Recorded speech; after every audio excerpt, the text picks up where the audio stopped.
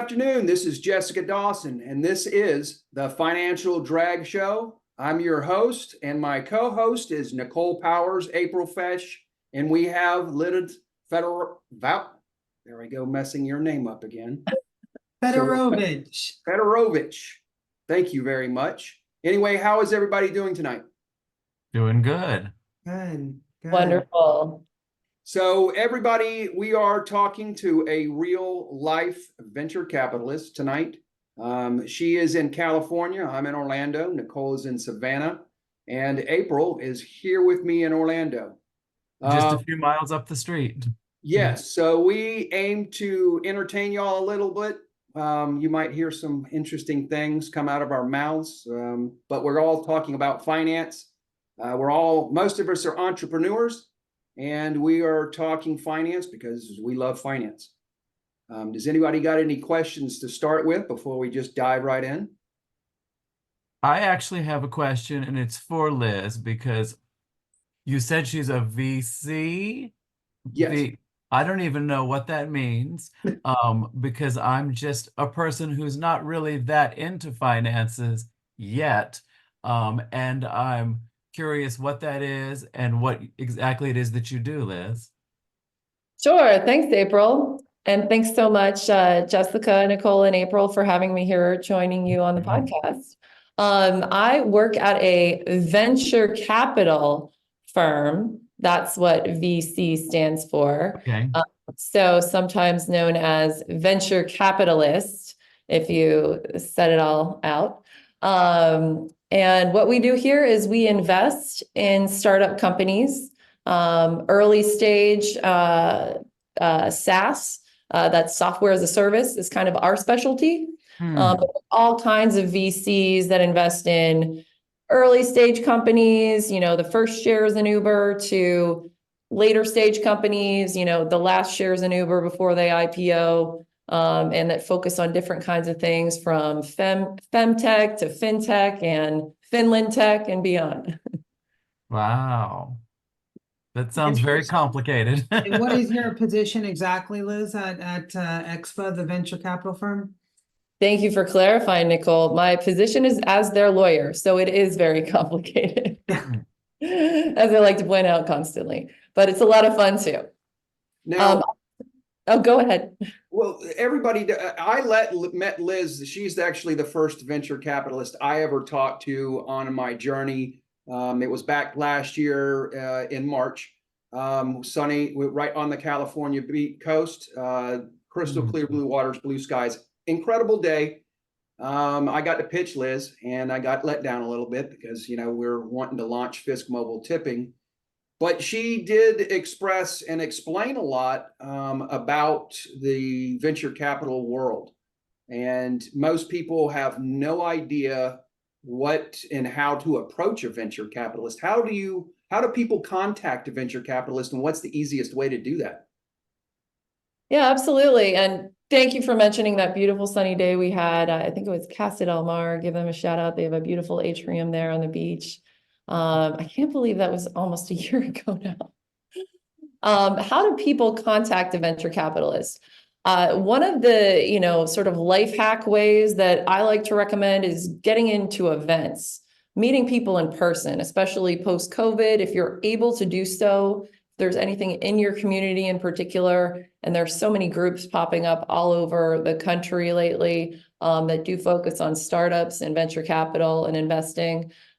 Meet the people in your neighborhood, because they're probably committed to investing in startups in your neighborhood as well. There's a group called Startup Grind that has chapters all over the country. You could look up meetups, things like that for, tech founders and funders. There are tech weeks in Los Angeles, New York, and San Francisco that have a lot of free events that are completely free to attend. Just sort of scouring the internet and finding the pathways to get to the inboxes. And really, more importantly, I think some FaceTime with somebody before you send them a cold email can be really helpful. I know that's not always an option, but if you can find that pathway or somebody that you're connected to that's connected to somebody you want to meet on LinkedIn, Those can be, just a couple of little hacks that I like. I have a question for you, Liz. So do VCs ever take it upon themselves to reach out to a founder? So for example, if there's a drag queen that has the best makeup brand that is just like, it's spreading like wildfire across all the drag queens, they're doing really well, but they don't have time to go to these events and take it upon themselves. Is there a point where you're doing really well and somebody of quality would reach out to you, or is it always the founder reaching out? Yeah, I would say there definitely are, especially at some of the funds that have folks who have jobs that are dedicated to, searching and finding, the newest founders that have something that might not have been discovered by other people. There's so many venture capitalists that would love to find those hidden gems out there. So, the more active that you are on social media, which I know you all are, and doing so in an increasing way, I think that can only help you. Now I was talking to another venture capitalist this afternoon, just randomly talking. There was no pressure because I was just asking questions about private equity and wanted to know, what are you all looking at? Are you looking more at the founder and the team or the product? I think it really, I'll be a lawyer now and say it depends, but also a VC might say it depends too, regardless of their role in the team. So especially at the very, very early stage where you might not have proof of concept yet, where you haven't built your product, they're going to want to know, what's your founding story? Why are you uniquely positioned to bring this product, which is going to be a labor of a lot of love over time? Why are you uniquely positioned to be the one to bring this to market with your team or as a solo founder, and hopefully with a large supporting cast or, very capable supporting cast with you too. So I'd say team is very important, especially at the very early stages. Timing, have you just come up with a sidecar, and the market isn't ready for people sharing cars and offering their own car to transport somebody else? Or have you come up with Uber at just the right moment when people are, stuck in the rain somewhere, can't get a taxi and need a solution, to network the city a little bit better? So team, timing, and, 3 T's. One I can think of is Twitter. Again, your social media presence will be very important if they can see that you've established an understanding of this area. If you're a thought leader, that always helps too. That's great. Does having assets help, like having a patent and having different, artwork, especially designed for like we are building a mobile application, and you do require an MVP. I remember when we discussed last year about where we need to be and having traction. What is it more important to have traction, or is it important to have a patent like we are, be patent pending like we are? I would say to be a lawyer again, it depends. Really matching your pitch and your timing to the venture capital firm that you're talking to can be of the utmost importance. If you are, talking to let's say Sequoia Capital, they're known for being a very late stage investor. You want to come to them when you already have proven, there's interest in the market. You've got your proof of concept, you've got your MVP, and then beyond, you've got certain metrics in revenue, customers, retention, et cetera, to show them. Others, angel investors or super early stage pre-seed investors, they are going to be willing to take a bet even before you have, done very much in the way of building. They might be able to invest on a concept and a team, and a little bit of what you can demonstrate, maybe a wait list of customers. But I'd say more and more, and this is unfortunate, but since we went through 2020 and 2021, people started, I'd say, throwing a lot of money at some companies that didn't really have things proven out. And that's now come to bear a little bit more. So belts have tightened. That's the climate we're in right now in 2024. Might be getting a little bit better from 2023. If I'm doing a weather report here, you know, the sun is peeking out from the clouds a little bit more. You know, you are likely going to be asked to have a few more things to show for your proof of concept before, you know, you get an investment from investors that might have previously been able to invest more sight unseen. You know, I have a question for you, Liz. I heard Jessica mention private equity. There is a clear distinction, isn't there? Like that they're not interchangeable, VC and private equity. Is that right? And what are the differences? Sure, I'd say broad strokes, you know, venture capital is a type of private equity. It's like a subsection, you know, part of that Venn diagram. And private equity is the broader umbrella category. But when I think of, you know, hey, I got invested in from private equity versus I got investment from venture capital, those are definitely two different categories. So the way I would, you know, think of it is venture capital is more, you know, startup friendly, and I'm biased. So Yeah. I think we're startup friendlier. You know, we're going to have fewer controls that are imposed on you, from the beginning. You know, we're going to let you let loose and fly and grow your product and do your thing. Maybe be part of your board, but, private equity is a little more of the like belt and suspenders, you know, private school, everybody's in school uniform kind of look. And then Yeah. maybe the art academy head, is a little like, more the venture capital. in my head, I was thinking private equity would be more like investments from pension funds or like something more regulated, and venture capital is kind of like you said, more hands off. Yeah, I'd say broad strokes, you know, the sort of, you know, line of how involved the, you know, sort of governance controls Right. and that sort of thing is going to be more so on the private equity side and less so on the venture capital side. I've been involved in companies that have had boards controlled by both venture capital and private equity, and I'm sort of speaking to that experience. And then there are certain industries that tend to have more private equity involvement and others more venture capital. April, I want to give you Yes. a moment to ask some questions. I know that some of these terms might not be so familiar.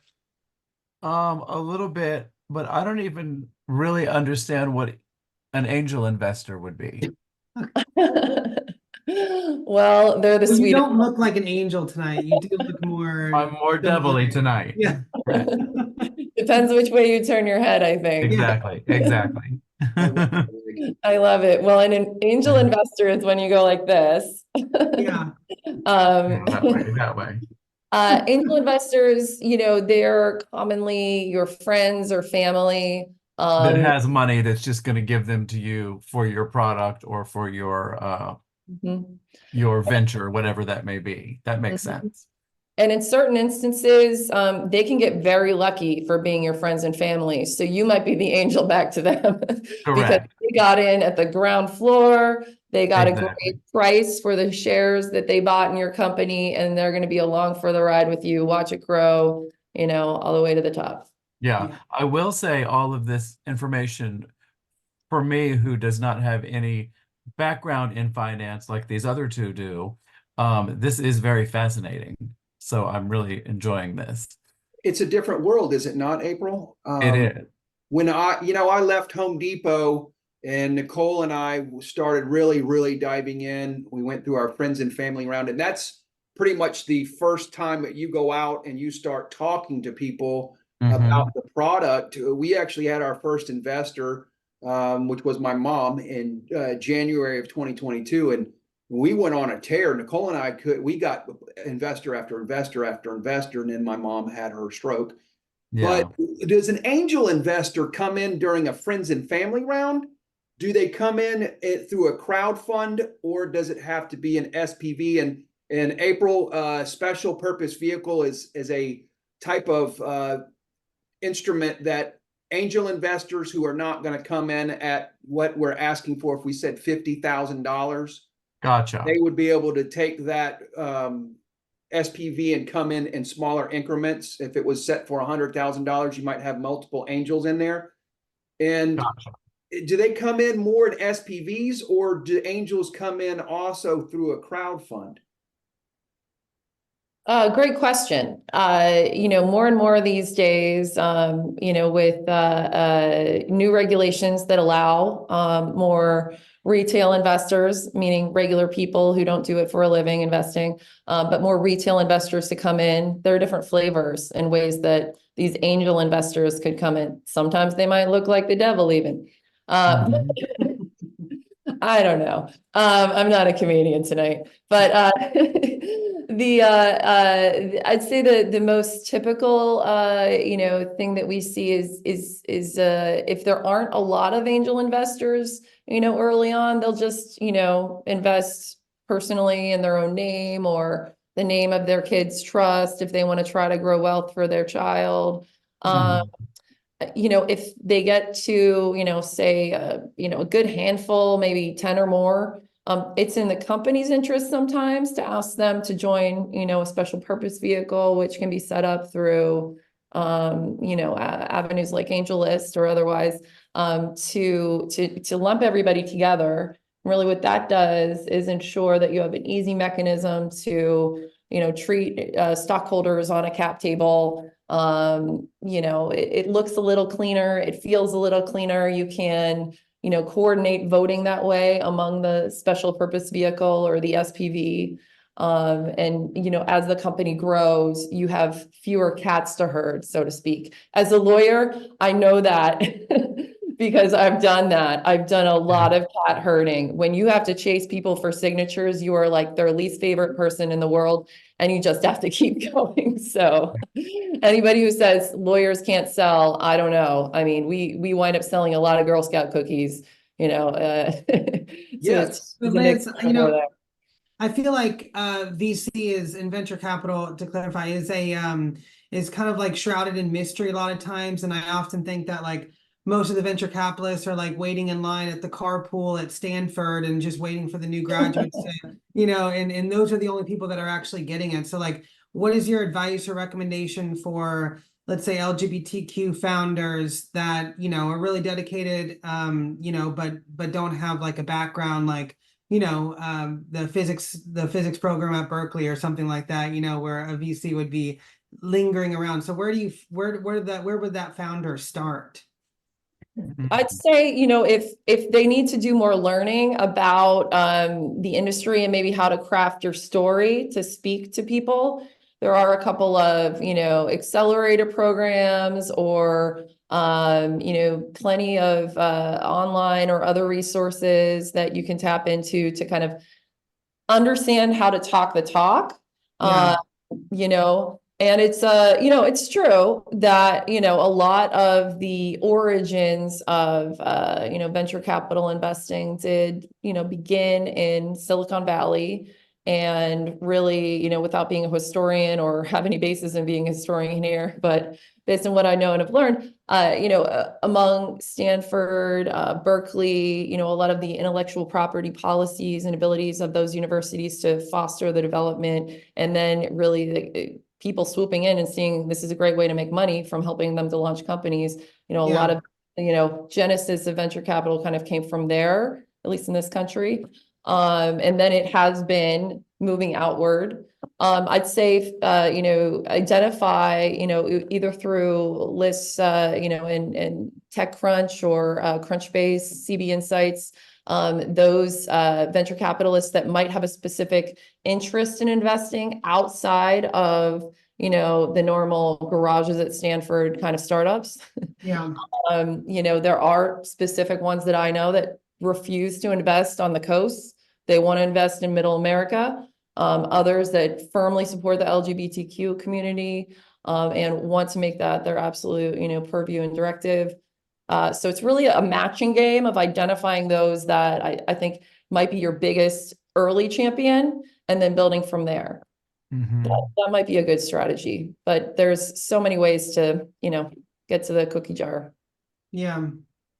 We've been going at it we started our friends and family round in 2022, went real far. And July of last year, I injected quite a bit more money, and we're still waiting on a lead investor or an angel investor. We do have a lead investor in our crowd fund, Do you prefer crowd funds or anybody to go with the crowd fund in order to prove traction at all? Because I talked to everybody, and Yeah, you do. our mobile application is designed to teach financial literacy, and the amount of information that I've learned this past 2 years is epic. From venture capitalist to one of our members that was on the show in November was in the insurance industry, and a month later I've got my insurance license. So I'm diving into all types of finance in order to understand and look at it more. Do y'all care? Does a VC care or want stats from someone who does like journals, writes articles? Because Nicole and I talked to a gentleman the other day that wrote articles on tipping. And he was fascinated with the concept. And then we mentioned another phase that we don't even talk about on the mobile app, about the mobile application, because that's more of possibly a year out. But he was like, that makes you different from anybody on the market.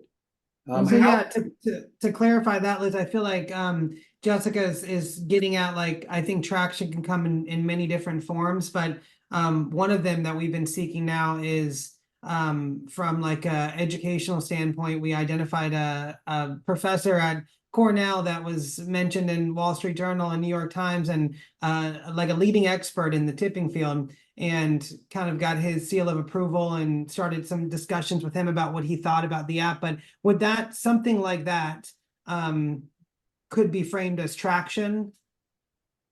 Yeah, absolutely. I'd say that's another feather in your cap, another supporter, key supporter. If you were an advisor to you, that would, look very good too. So just knowing that you've got his, ability to promote through him potentially, and get that backup, that couldn't hurt.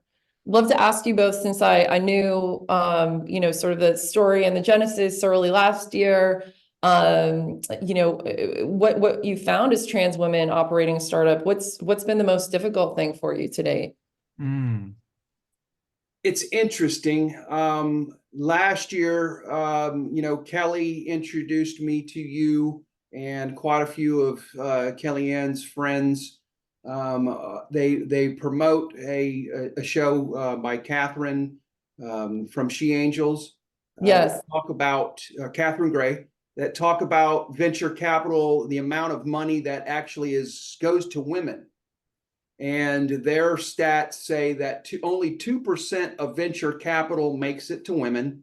And it trickles down to different classes of women. And apparently we are on the bottom. But, I like those odds. If it's not difficult in order to accomplish your goal, then it's not fun. I've had people call me, "Oh, we don't need a visionary." And that was coming from some guy in New York City. When I went to 2 places up there, I went through a round robin where you go to it's kind of speed dating. You go to a table, you talk to a venture capitalist, and then you go to the next person in the next 15 minutes. And you're constantly moving around. That was interesting. I didn't like it as much because their function of their convention was odd. But you get called a lot of interesting names, and of course you got to get your no's. You're going to get 1,000 no's until you get that one yes, and all it takes is that one yes. I'm not giving up. We're expanding into this show while we still polish Fisk. We actually have another show that we might want you to come on later. We're really not talking about that show. It's for entrepreneurs as well.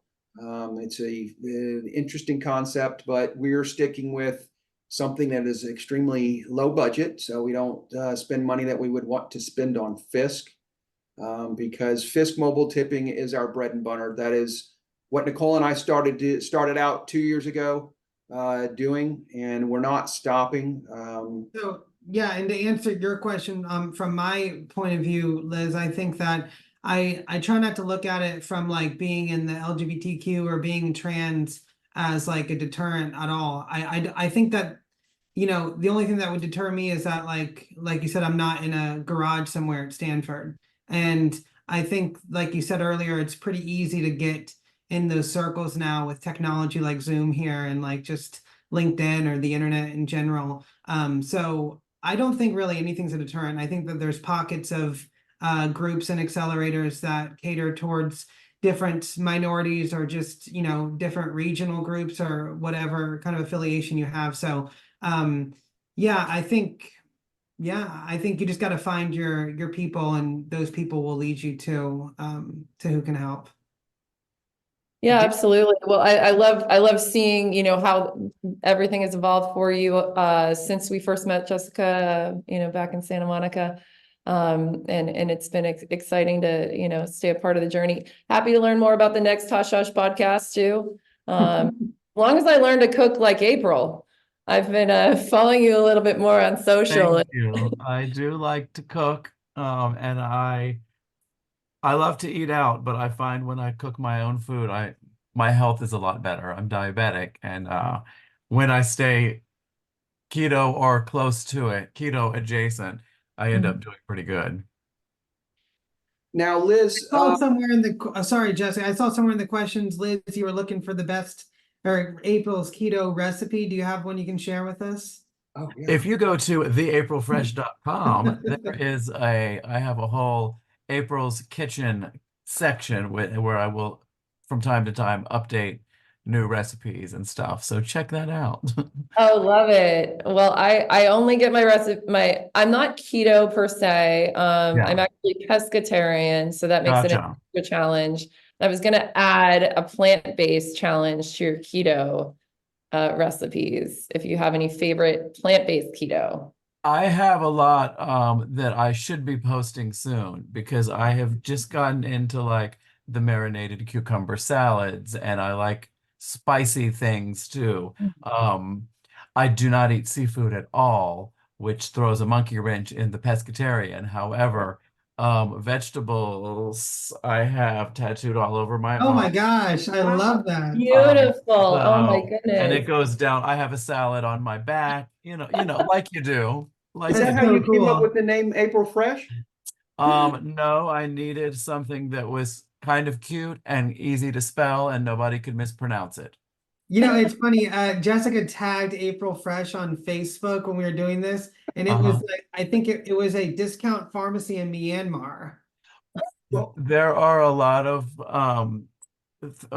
there's a lot of different April Freshes out there, but I think I'm the only drag queen one. do I you think have so. an April Fresh Facebook page? Because it didn't pop up, or I'm There, not friends with April I Fresh. have it's a fan page, so all you have to do is follow it. And Well, I now, guess I need to follow it. what is your status in Orlando? The Orlando's most popular drag queen. I For am Central Florida's Okay. favorite local drag queen for 2023, and I'm a nominee for 2024. And the voting ends on Friday. So go to the watermarkonline.com and vote for April Fresh.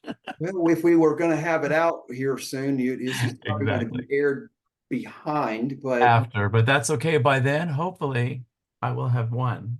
You now, can put a count on her post. Exactly. Liz, we have strategically planned a lot of our what we call our drag launch, our queen launch, and this is part of the queen launch. We talked to April. April was a really good friend of my late partner, Sam Singhouse and Miss Sammy. And I met April, God, it must have been over 5 years ago. Yeah. But I approached April about the concept of drag queens using Fisk mobile tipping because they get cash. And the fun part is going out and getting the cash while you're performing, isn't it, April? Oh yes. People Yeah. So they tend to actually tip in dollars, but there's still a lot of situations where we'll put our Venmos or our Cash Apps up on the board or on a little QR code or something. So this essentially would be like that, only some of it would go to savings. right.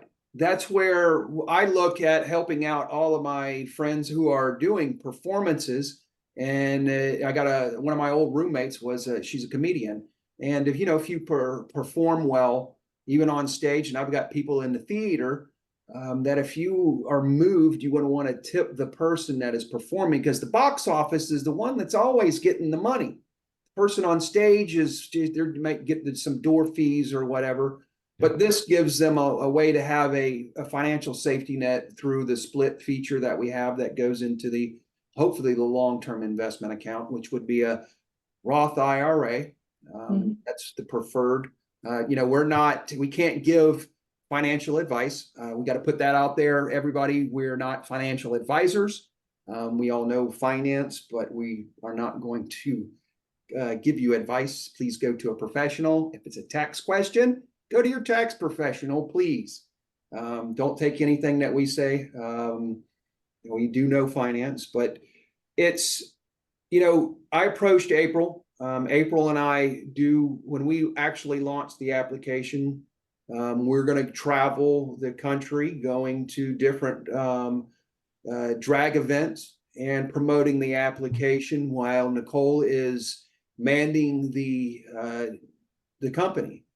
She's going to be, as the chief operating officer, she does everything that is needed. When I'm off out gallivanting the country, talking to VCs and going to different conferences, like I was over at the CES not too long ago, and Nicole does everything and does an incredible job. It's the team that makes the dream come true.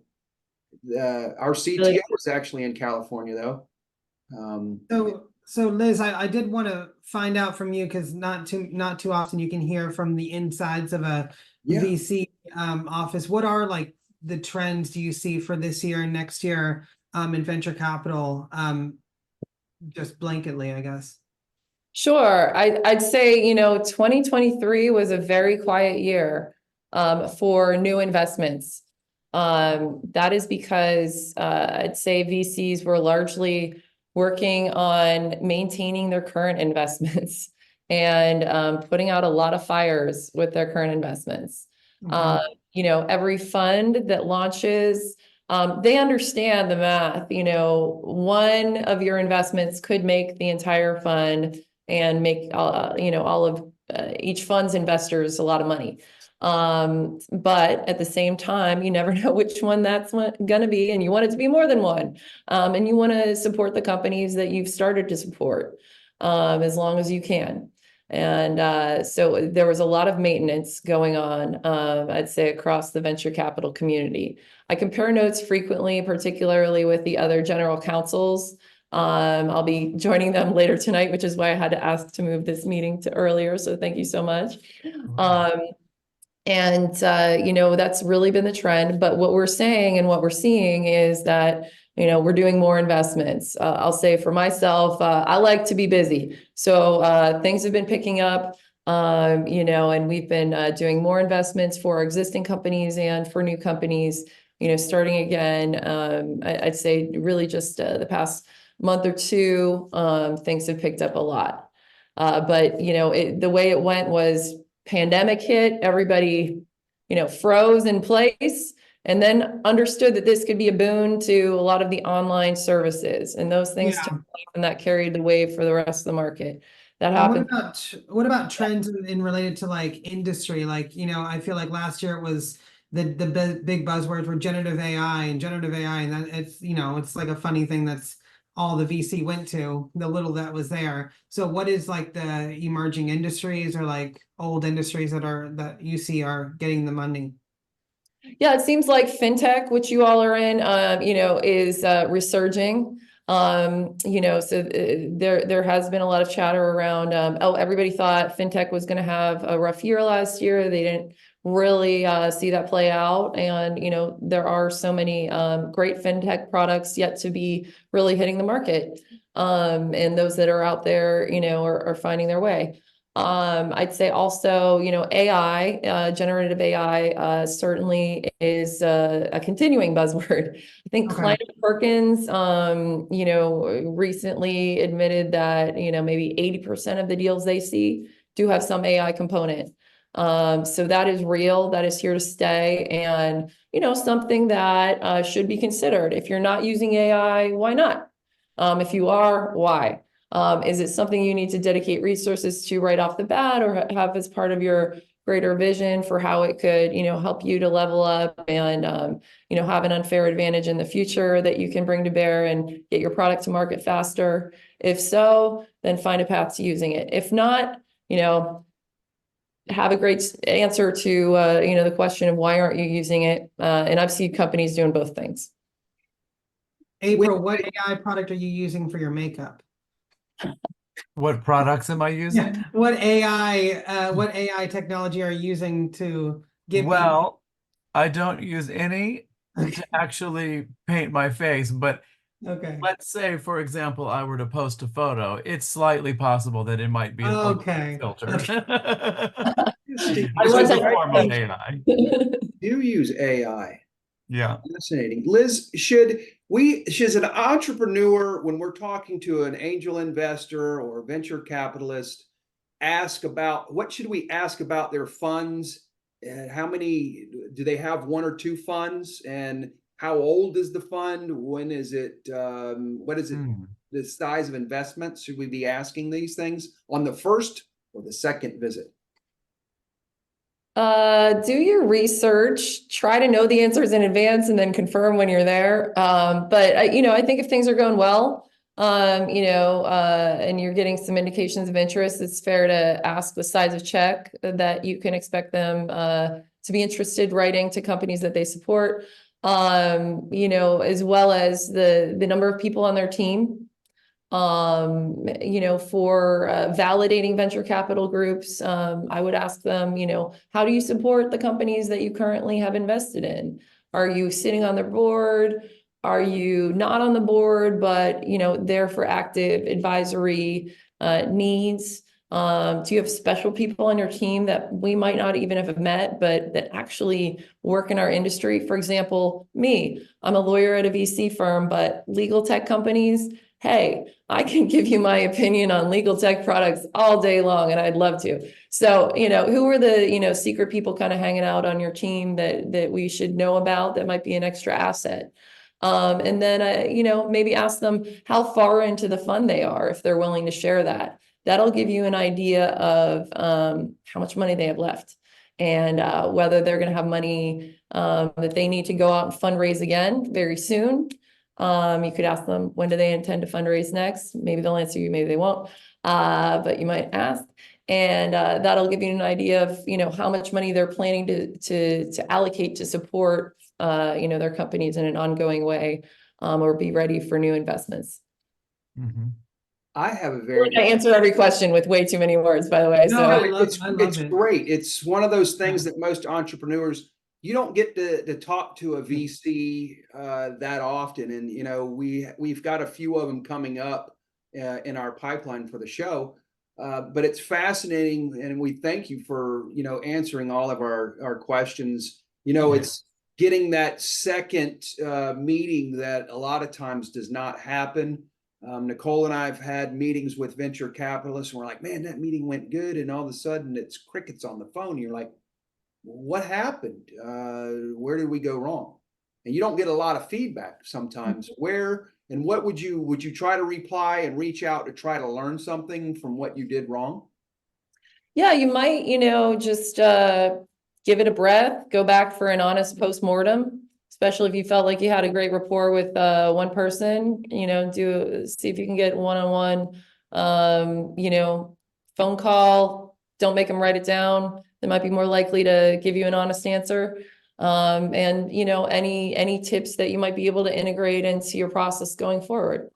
I'd say it's there are a lot of fish in the sea, but finding the right fish to swim with, it's an exercise. So I know you all have been working so hard, and I'm really excited about what you're doing and what we can see next.